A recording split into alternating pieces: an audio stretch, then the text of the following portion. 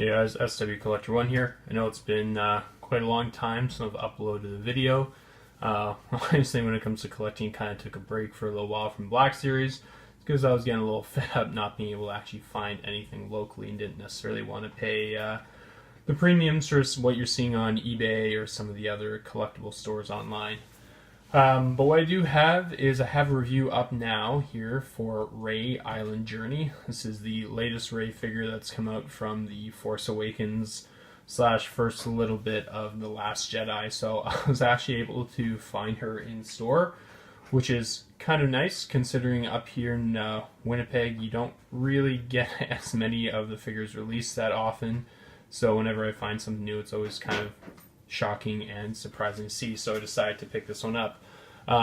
Start with the box, same as what you normally expect for Black Series. Rey's little logo or image in the corner there, as well as a little description there as well that you can I'll leave it there so you don't have to pause to read if you don't want. But yeah, so here is the Rey figure. So get this camera to actually focus a little bit, possibly. Maybe, maybe not. Of course, my camera does kind of suck, but yeah, this isn't too bad. So one thing I noticed right out of the gate when I saw this figure in stores is that the face sculpt is a unbelievably dramatic improvement over what we saw with the first release of Rey from The Force Awakens. I haven't compared it to the kind of Jedi outfit Rey from The Last Jedi because I never picked that one up, but yeah, the likeness to Daisy really here is absolutely stunning. So in addition to the figure, as many of you know, she comes with her typical staff she had from her days at Jakku, the Luke Skywalker / Anakin Skywalker lightsaber, which is based on this little gold plating here. It's actually more the Anakin Skywalker lightsaber from the prequels than Luke.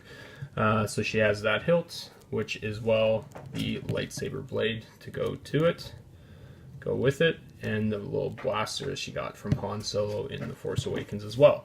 In addition, this one comes with this little soft goods poncho, which I'm not a huge fan of, so I kind of got rid of it and don't really like to use it. Overall though, I think this figure is quite good. The sculpt, like I said, is amazing, and even the skin tones are just a lot better than what I've seen on some of the other Black Series figures. Fortunately, let's see if I can get away from some of the light here.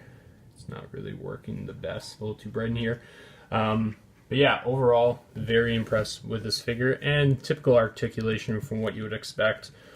Ball joint in the shoulders. It's got the elbow joints here, so single elbow joints on both elbows. The legs, of course, have the double leg joint, which is what is pretty much common for the Black Series figures, as well as the ankle joints, which are kind of a pain in the butt to deal with. They're kind of tight on this figure, which I wish it was better, but not much you can do about it. Try and get her to stand back up for a little bit. So like I said, overall, I'm quite impressed with this figure, considering I haven't actually bought a Black Series figure and opened it for quite a long time, so this is a dramatic improvement over what I've seen in the past. This little vest she has as well does come off, so you can get more of like the Jedi training version of Rey from the movie The Last Jedi when she was testing her lightsaber skills on the rock. So this is a little tight, so you just bend her head back a little bit and pop the vest off. Now, personally, I do like this kind of look for Rey a little bit more than having the vest on. Just pop the lightsaber back in here as well. The one thing that is kind of a pain in this obviously has to do with Hasbro and the way that they sculpt their figures, and that's not the figure arts kind of style, is that it just looks weird, like with the elbows, how the joints are just there.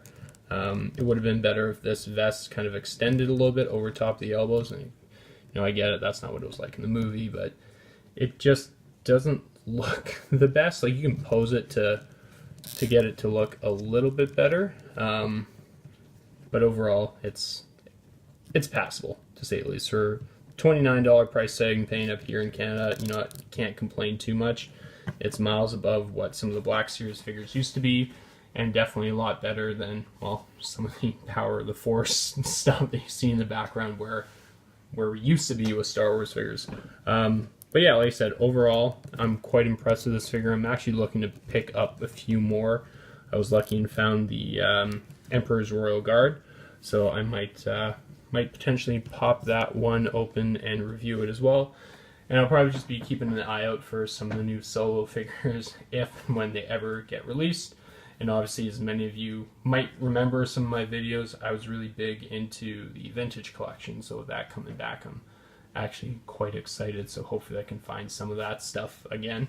But yeah, so that's just a quick review of the Rey Island Journey figure from The Force Awakens / The Last Jedi. So yeah, let me know your thoughts. What you guys think of this figure? Have you picked it up? Are you considering picking it up?